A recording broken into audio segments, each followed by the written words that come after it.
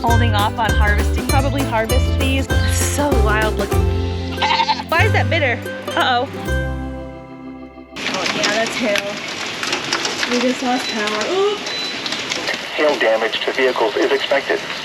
Expect wind damage to roofs, siding, and trees.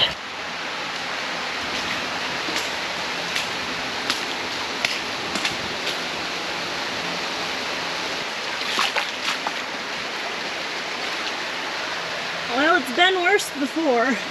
Oh my goodness. Oh, okay. Hello, welcome back to Sage and Stone Homestead. My name is Heather. This is our 4th week of garden tours for this season, and I honestly have not been happier that we started the raised bed project in the greenhouse this year. We have gotten over 8 inches of rain in the last week. Actually, the last garden tour that I filmed it a little bit early. It was actually a day early because we were expecting some really bad weather. It really didn't look like it was gonna let up, and I felt like it was the only time I was gonna be able to get to film, and it just has not gotten better. Obviously, water is good for a garden. Too much water is not, but these raised beds are really gonna help at least the plants that are in them not get oversaturated.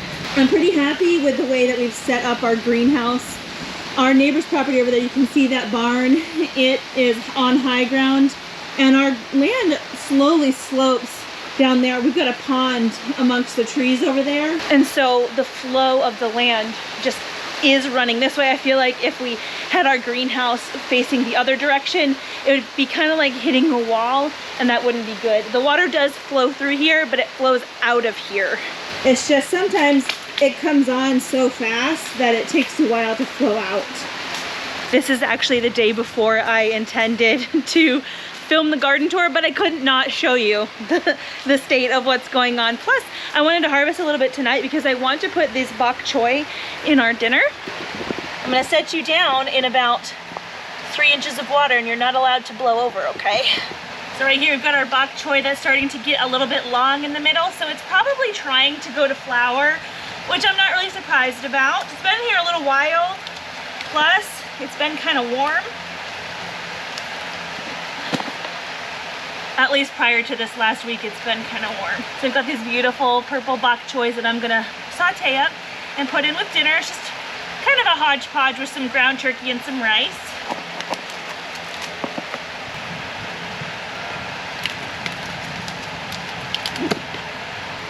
Look at my boot. And we're getting some more. It's gonna rain some more this evening. It's gonna rain all day tomorrow, so I'll do what I can to get our garden tour filmed in the middle of all that.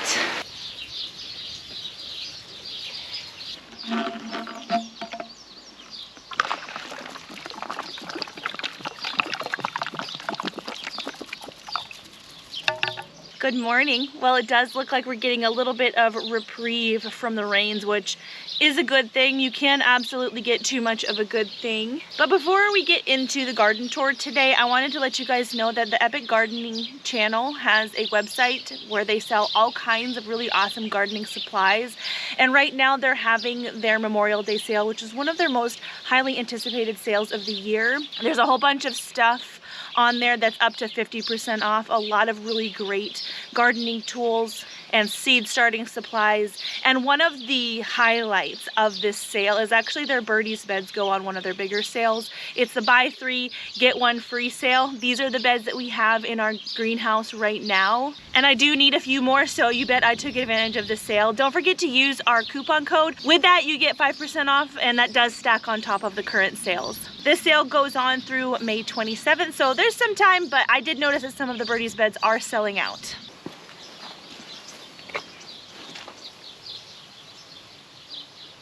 I am so glad that I came out and did the garden tour before the storms last week, because we were getting really intense bouts of heavy downpours plus 1-inch hail, and it turns out lettuce doesn't like hail. This is the state of the beautiful lettuce bed after all of that weather. There's really not much here that's salvageable. I think what I'm going to do is just do like a chop and drop. So I'm just going to take the individual plants. You kind of snap them off and smush them down so that they can at least feed the bed. Helps give them a little bit of a purpose. I could also pull these out and feed them to the animals, especially the chickens won't mind if they're bruised up and buggy. It's kind of sad. It was so gorgeous. I'm glad you guys got to see it while it was in its peak. I did notice that some of the kohlrabi that I started from seed has actually been able to poke up through the lettuces here. Historically, I have not had great luck getting kohlrabi to develop the bulb like it's supposed to. But if you look down here, oops, I'm gonna snap off a leaf. That's probably okay, or two. See, I am actually getting a little bit of a bulb forming. This is one thing that can happen when you have plants that are kind of oversaturated. Their tissues can just fill up with water so much that they break really easily. It seems like the kale bed tolerated the hail way better than the lettuce, which makes sense because they are less delicate in their leaf structure. There are a few holes, and I don't know, some of this might be hail damage and some of it might be cabbage looper damage. I have seen those little white moths, but honestly I haven't seen as much damage as I would have expected. So I don't think they're having as big of an impact this year, which is good. I've been holding off on harvesting this area so we could do it together. Usually sometime mid-May is when we start seeing our temperatures increase, and my things like brassicas really do start to suffer. Brassica plants, you know, anything in like the broccoli family, they don't love temperatures over about 85 degrees, especially for an extended period of time. It's just going to trigger them to flower. But with all of this rain and storms has come some cooler weather, and it looks like we're gonna have a pretty good spring, which we had a nice spring last year too, and I love it when that happens. I think it was in 2022 we were starting to get 100-degree heat indexes in May, and it lasted all the way through October. That was horrible. And we also had a drought that year, I believe. And so I'd much rather have all of this rain than a drought, like any day.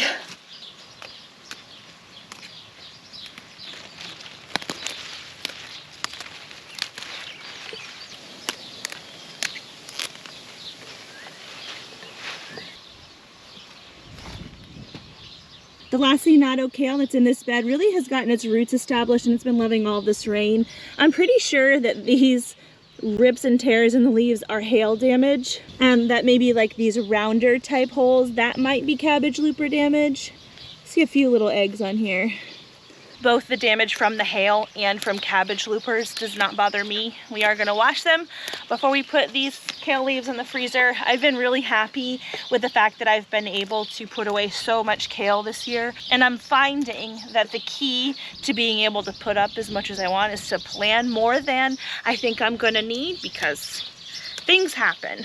And also, if summer had come on really fast, like it sometimes does, it gives us more plants to be able to harvest from, rather than trying to get fewer plants to be harvestable multiple times, because that does take time. It takes them about a week in between harvests to be able to harvest again.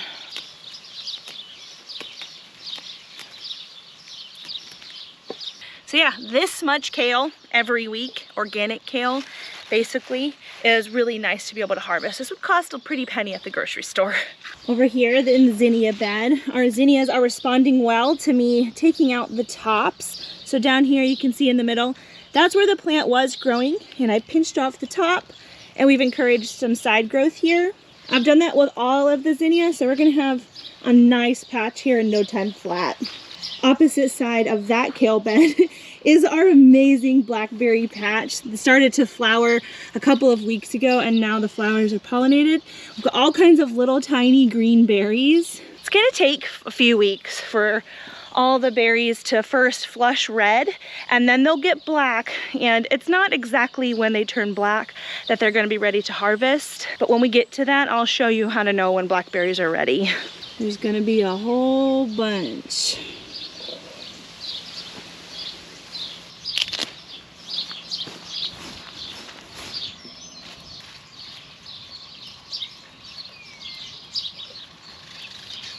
Over here is the bed that we put some potatoes in. I have not noticed any potato leaves popping up. All this greenery you see is coming out of, you know, the hay. The hay likely had seeds in it, and that is germinating. These kind of look like potato leaves, but they're not. See, it's got some kind of root system on it. I know, oh, there's a cart.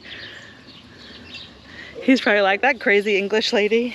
I know that the potatoes that I bought alongside these to eat, some of them have started to put on their eyes inside the house. So I bet you these guys are starting to do things underneath the hay. I do have a couple prickly pear plants. This one was not looking awesome. Over winter, it did not have a great time, but it has recovered and it's been putting on new pads. This will make flowers and prickly pear fruit. This prickly pear was just in a pot, and I stuck the pot down in the middle of the bed and then kind of ignored it for a couple years. So the pads, as they kept growing, they extended around the outside of that pot and they did root in the bed. So it's kind of a situation right now. A sticky situation, or a prickly situation, if you will. This is the bee balm that I have.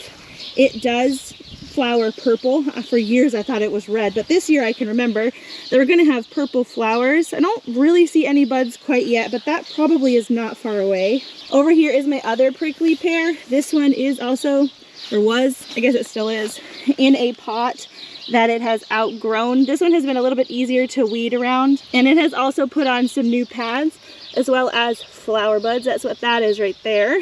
I've never done anything with the prickly pear fruits. Every year I say that I'm going to. Maybe this is the year. Look at this gorgeous space. So the cilantro that I've transplanted over here has done the thing that it loves to do. It has bolted. It's putting on these beautiful, delicate flowers, and it's going to go to seed over here. I did have some wine cap mushroom spawn that I put down in this bed, and with all the rain, I've expected to see it coming up, some mushrooms. There's something coming up over there, but I'm pretty sure it looks like these are wood bluets. Can you see those cute little purple mushrooms? So we've got a bunch of these in the bed, but so far, no wine caps. As you can see, the elderflower has started to open. They usually have a really nice, gorgeous scent, but we've gotten so much rain that it's like all of that washed off somehow. I have been looking up recipes for things to use the flowers for. I know it's really popular over in the UK. This smells better over here. I've had a couple people ask me if I'm going to be making things with the flowers this year, and I am. But a lot of the recipes that I've seen tell you either to not wash them or just to wash them very lightly so you don't wash off like that scent and that flavor. But there's been so much rain that it's like Mother Nature has washed them for me.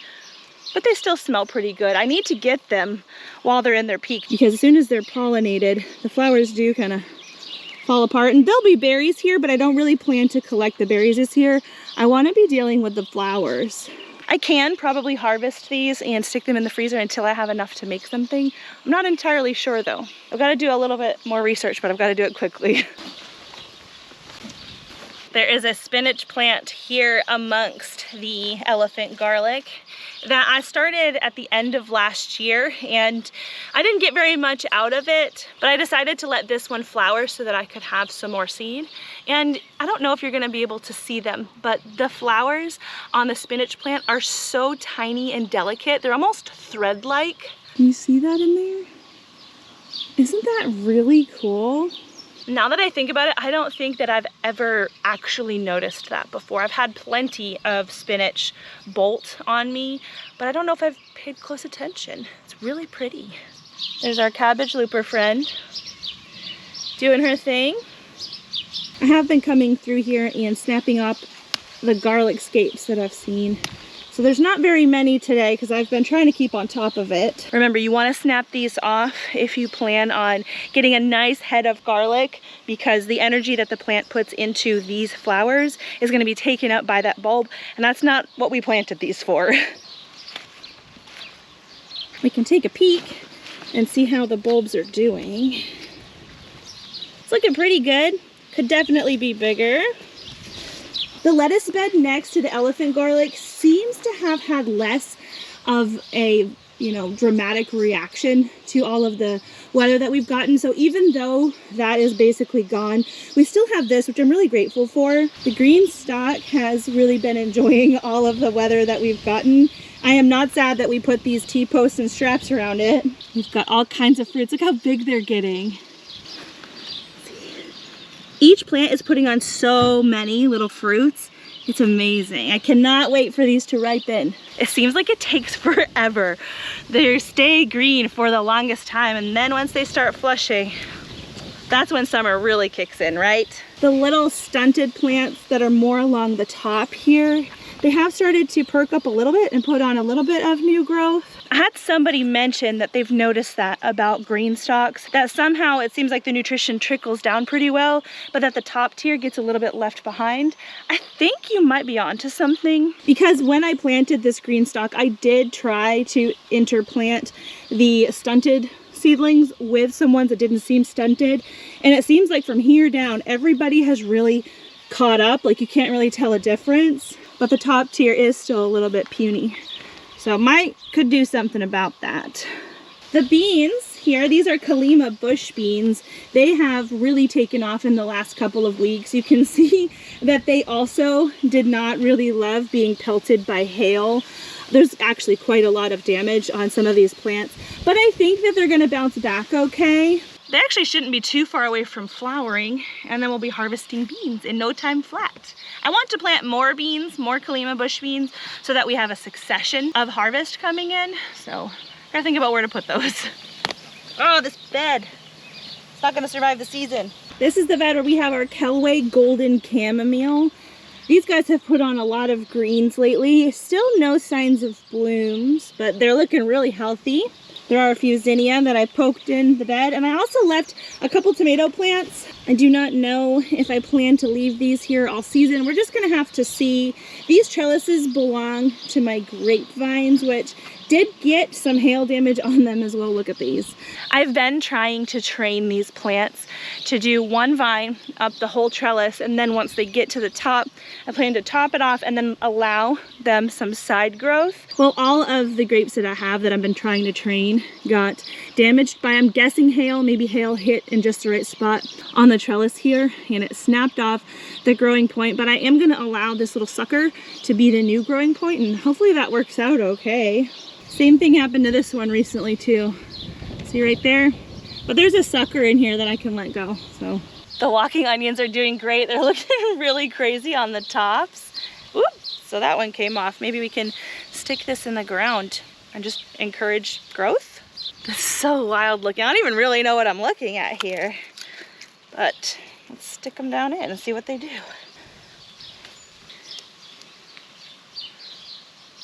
I was just poking down in here to see if these walking onions are forming bulbs. They do. They're a lot like shallots. This is my first year growing them, but from what I've seen, but it seems like the bulbs are going to happen later. We have been harvesting these as green onions. We really like green onions. It's one thing that we used to buy every week at the grocery store to add to really anything. I make a lot of kind of hodgepodge dishes, casserole type things, rice with a meat and a veggie thrown in, and these are great toppers for that, as well as scrambled eggs, soups. The possibilities are really endless. Our dill is doing magnificently. I just made some more Chev cheese, and this dill is gonna have its purpose with that. Strawberries are looking really good, at least the green parts are. We are starting to see quite a few more flowers and some little bitty berries here. A lot of the berries are getting predated on. This could be birds, but it could also be rodents. We have had more of a rodent issue this year than in years past.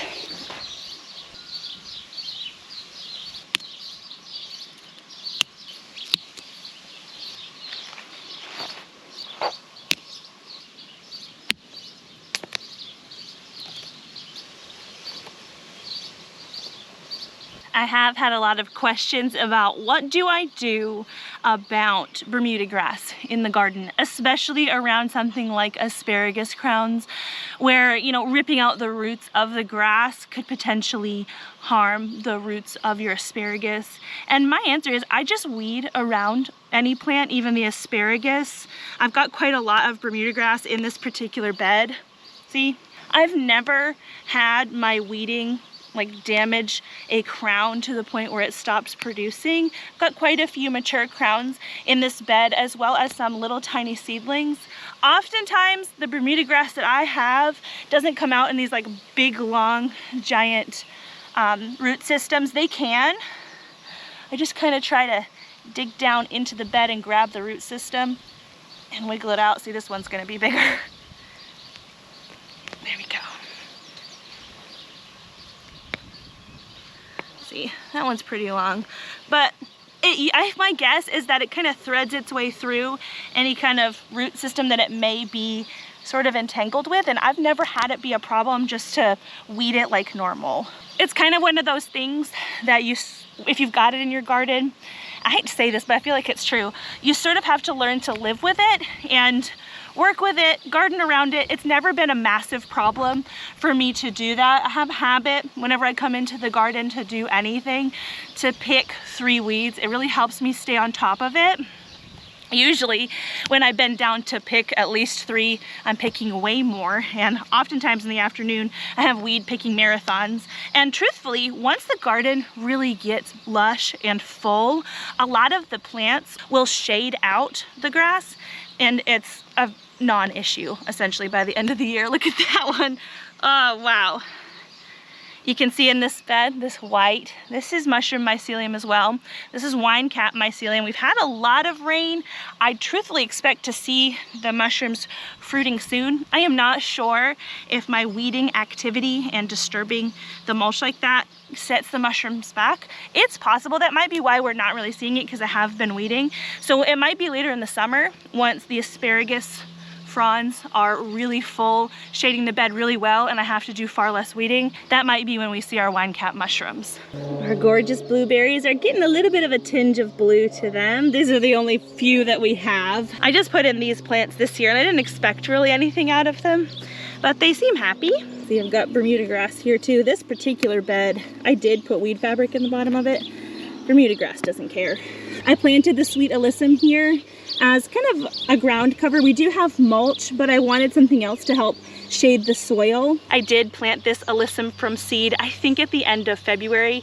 It is frost tolerant and it apparently readily reseeds. I have grown alyssum once in the garden, but I didn't have like a big lush patch. So they say if you trim it off, it will flower again and be even more full. And I could do that, but I really would like these to reseed. I guess if I trimmed them now and they created even more flowers, that would be more seed for later.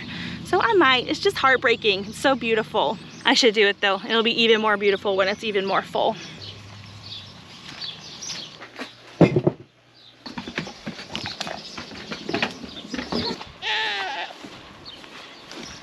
Do you girls demand a little bit of attention? Yeah? Oh, Winnie. Oh, Winnie.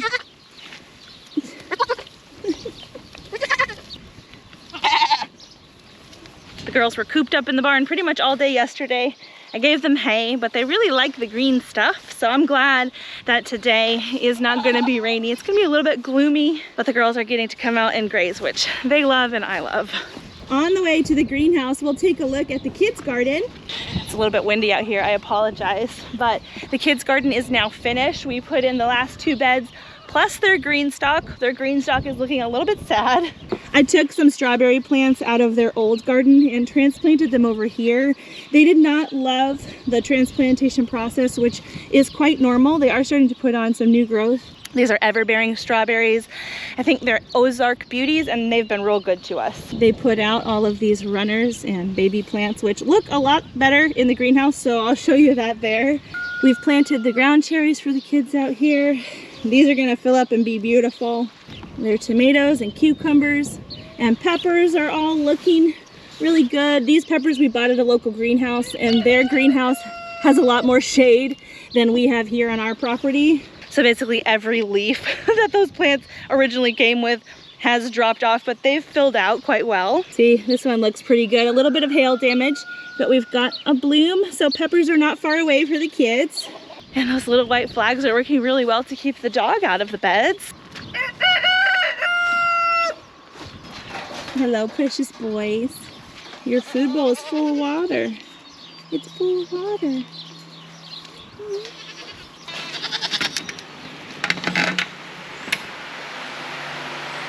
There's still work to be done in the greenhouse. This greenhouse conversion from planting in ground to planting in raised beds is probably going to take me the rest of the summer.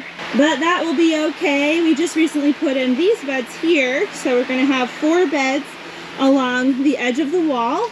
And that's how much space we have on either side. These are 3 feet by 6 feet. So it's a lot of planting space. I had mentioned it in a previous video how it seems like you'd be losing space to take away the 30-foot rows and put in raised beds that don't necessarily take up the entire length of the original row, but there's so much possibility with square foot gardening and that kind of planting method, high intensity planting, that this genuinely is more planting space. And it's a little bit overwhelming trying to figure out what to do with it. So the fact that it's gonna take me a little while is fine. The tomatoes that we have planted in here are doing really well. You guys probably recall from last week, we had some plants dealing with blight and I just tore them out. Dealing with blight this early in the season, it's not gonna end well. Blight is essentially a death sentence, so it wasn't worth it to me. I took them out and the plants that took their place look really good. So we've got this Berry's Crazy Cherry here. It's gotten actually quite a lot of growth since we stuck it in here.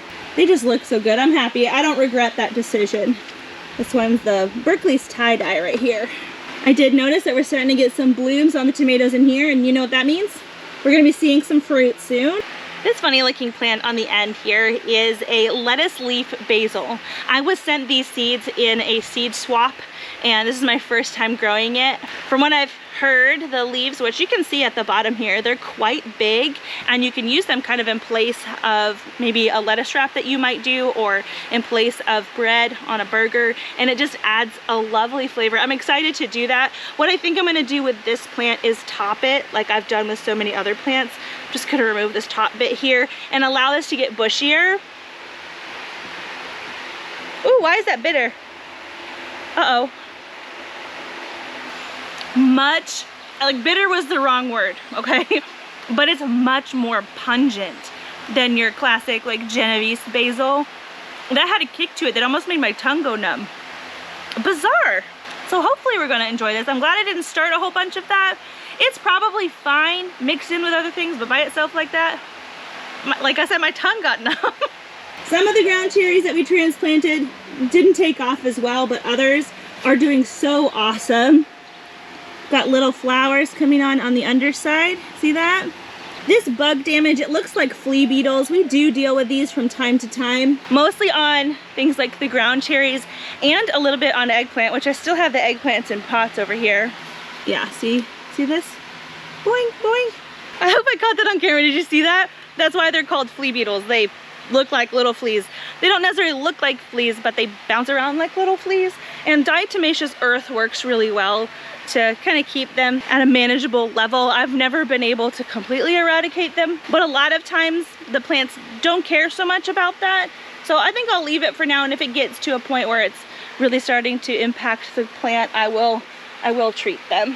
I do have a lot of soil on the trailer still that needs to just be transported over here this week so that we can fill these, and I plan on putting those eggplant over here. So here is our pepper row that's doing really well. I've noticed that a lot of the peppers are just doing what they do and they're trying to branch out. What I'm trying to accomplish here is like a 1 to 2 stem leader on these peppers so that they will grow more vertically and less bushy, and hopefully grow up into the ceiling of the greenhouse here. And in order to do that, I have been pinching off some of the growth. I'm hoping you can see what's going on here. So we have the single stem underneath the leaves here, but then this plant has branched out into 3 different leaders on the top. I am going to remove one because I don't think I want more than 2 leaders. Can you see the Y shape that we've created here? That's good, but then we have another Y shape on this leader that I want to trim down to just 1. So I'm going to pinch that off. And what this is going to do is direct the growth up until these points that we left, and it's going to allow them to grow taller, and I'll be able to attach them to the strings. This is my first year doing this, so I am not some kind of authority on how to grow peppers vertically, but so far it's working out pretty well. Like with those grapevines, I have trained those to grow vertically and seen how that works. I have done it with tomatoes, and it's very similar. You can see here that this pepper plant It has a connection down here, but it's starting to get pretty tall. And so that our winds don't impact it too badly and end up snapping this off, I'm gonna connect this little bracket here, this clip, to this string trellis and then wrap it around the pepper to hold it in place. So you've got our pepper here. The way that this works is there's a hinge on the clip, and this hinge right in here, it actually pinches the string and holds onto the string and loosely loops around the plant. I'll show you. See, we're gonna be putting on the clip, and the clip is gonna close around the string and loop around the plant and hold it up. This particular plant needs me to train it to just 2 liters. There we go. This type of trellising system here, it's called the tomahawk hook system. That's because of these hooks up here, which I may or may not use while growing peppers. It depends on how tall they get. But this system is incredibly inexpensive. You don't necessarily have to have a greenhouse in order to use it. I've seen people building, really simple frames to attach the hooks to. This twine actually lasts a really long time. It's very durable, and the whole system is reusable. Even the clips here, you can clip them together and then you can unclip them pretty simply and reuse these as well. I bought this system off of Amazon. I tried to buy through other sources, but I could only find it in like a giant grower packs. It was like a set of 300 or something ridiculous. I can't exactly remember how many hooks it came with, a whole bunch. These are my extras. Plus there's 14 here, so it's probably over 30. A whole bunch of those clips for $16.99. It was really cheap, really inexpensive. We kind of peeked at this green stalk yesterday, but we didn't talk much about it at all. The Peruviana zinnia are doing so good. We've started to get tiny, tiny little flower buds on top of the stalks here. So we're gonna be having a beautiful crown of flowers over this green stalk in no time flat. The celery is doing really well. If you have never grown this pink celery from Baker Creek, it does remain kind of tiny. I grew it one time before and I was waiting for it to get bigger, and then all of a sudden it went to flower. So we might start harvesting this kind of soon, and just, it's more of like a garnish, like a fun little garnish, and less like a piece of celery that you're gonna like smear peanut butter or cream cheese in for a snack. That's like this variety. I've never been able to grow celery to maturity, so this is kind of an experiment, but it's looking good so far. The tomatoes that I have in here, these are a different variety than what I'm growing out in the raised bed garden. These are the orange hat tomato. I have grown these before, but I grew them inside my house. And I feel like these guys are a little bit slow to mature, but they're doing. See, on the front side, there's some little flowers here. I've got quite a few empty spots on the bottom of the green stalk now that we've harvested the bok choy and a lot of the radishes. In the winter, the plan is to put leafy greens in these pockets, like kale and lettuces, and be able to collect salads and things through the winter. But I'm at a little bit of a loss of what to do in the summertime. Maybe I could put some of those Kalima bush beans out here. I think that's what we'll do. We'll do that next time. So here's the strawberry green stalk, and I told you that I'd show you what the runners look like. So here's our strawberry plants, right? They're nice and full, and they put out these little, basically a vine from the mother plant, and along the vine are sections of leaves, and these are called runner plants. And these little baby strawberry plants, if they were along the ground, they'd be touching the ground, they'd be feeling the moisture, and right out of this bottom of this plant, it would shoot little roots down into the soil, and this is how strawberries spread. We actually have a little bit of that going on right now. I don't know if any of these have put down roots yet. They might have. Oh, nope, but they're starting to. Can you see that white? We'll leave it there for now. What I'd like to do is get together some seed pots with some soil, and to take off these runners and set them down on top of the moist soil there and let them root inside a pot. They're just going to be easier to transplant that way, allowing them to really develop a good root system before I move them over. See, this one here has some pretty big roots down at the bottom. You taking a good nap up there, Marge? Because of all of the rain that we've gotten, over 8 inches at this point and more to come, I am not sad that I am a little bit behind on planting out in the ground. Out here in the lane, I do plan to put some black-eyed peas, potentially some melons and things, some extra tomatoes that I've started. But it's just been incredibly wet. And all that's really underneath this weed fabric here is clay. This was a brand new garden space as of last year, and I just planted the seed starts straight down into clay. Those plants did so awesome last year, it actually surprised me. But I know this particular space is not ideal, and so I'm not sad that I don't have anything in it right now. Clay is not awesome at draining moisture, and it's not necessarily a bad thing. When we had that drought a couple years ago that I talked about, the clay that we have here actually held on to more moisture for a longer length of time, and it allowed our pastures to stay green for longer. And at that time I did have plants in the ground in the greenhouse in the clay that they were planted, and really did help retain moisture. But its moisture retention properties are less great when it's super wet. So it kind of just depends on the situation, whether or not clay is all right to plant in or not. It's not the worst at all times, but it's not the best at all times, that's for sure. And the same thing goes for here. This old pig pasture, this pig pen that I wanted to turn into a garden this year. I'm still going to. I have nixed the idea of growing corn out of my mind. We didn't exactly prep this space up well to be able to till and put something like corn in this year. So I'll worry about that in a couple years. Corn is cheap enough.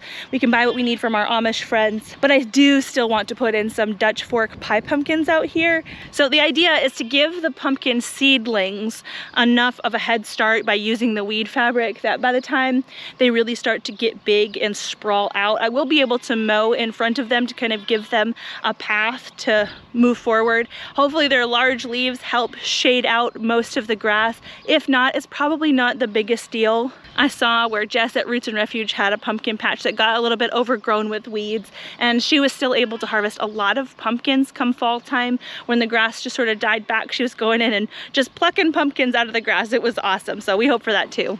Anyways, I hope the weather is being nice to you wherever you are. Hopefully you guys are staying not too dry, but dry enough, not super wet like we are.